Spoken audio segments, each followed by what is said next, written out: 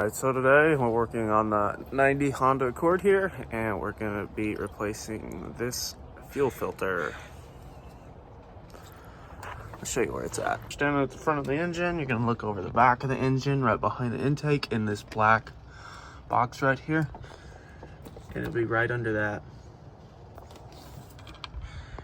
Okay, so we're going to take these two 10 mils out, set it off to the side out of the way.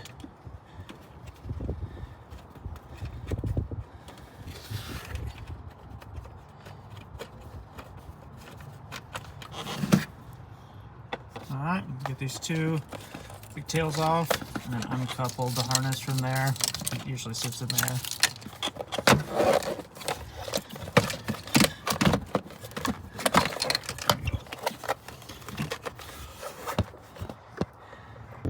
Okay, so I would take these off with them installed in the car if possible. This is a 15 mil socket and a 14 open end wrench. It's probably better to take this one off first because this one can be pre-seized. Sometimes you might even have to take this. Alright, you got this bolt and your copper washers. There's two copper washers, one that goes in the bottom and one that goes in the top between the bolt. And then once we get this out, we want to pull this out of the way. Just get it out of there. Then you can always move it around later. Now we got two 10 mils to take loose here. Probably have to take those off as well.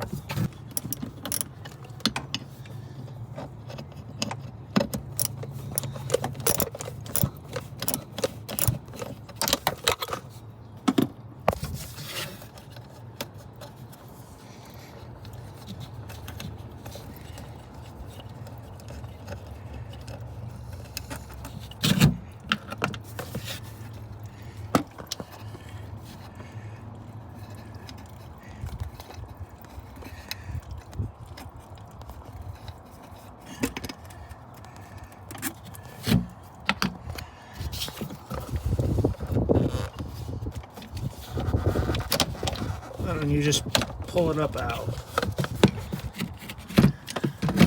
It's gonna leak fuel, so there you go. Okay, now this piece stays with the car here, so you'll have to unbolt this 10 mil, set it out of the way.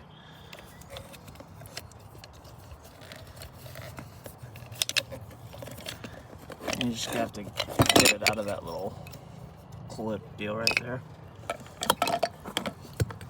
Take this new one, make sure it's oriented like that.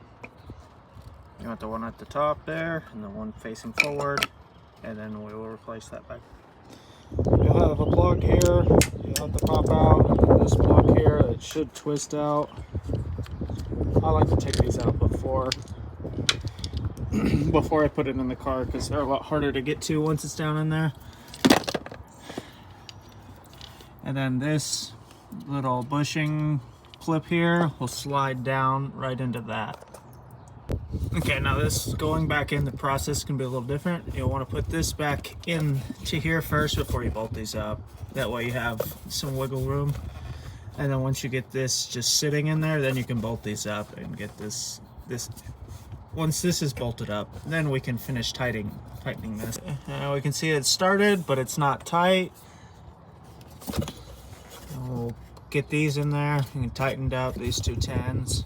Okay, so in the new box it should come with two copper washers.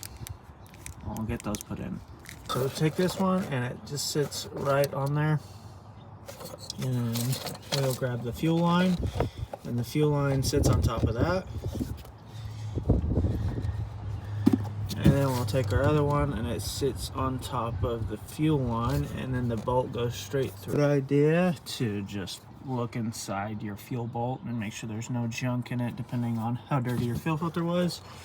So we'll just take this and slide it down and start threading it into the fuel filter. Make sure we're not going to strip. Okay, so that one took two hands to get lined up.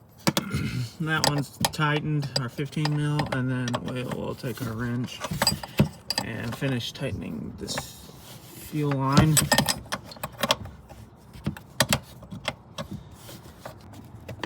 Alright, we got that one snugged up nice and tight. This one's snugged up nice and tight.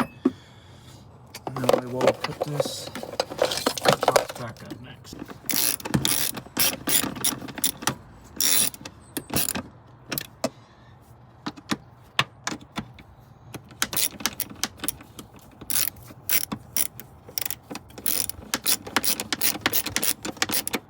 Those tight, and then we'll put these tails back on.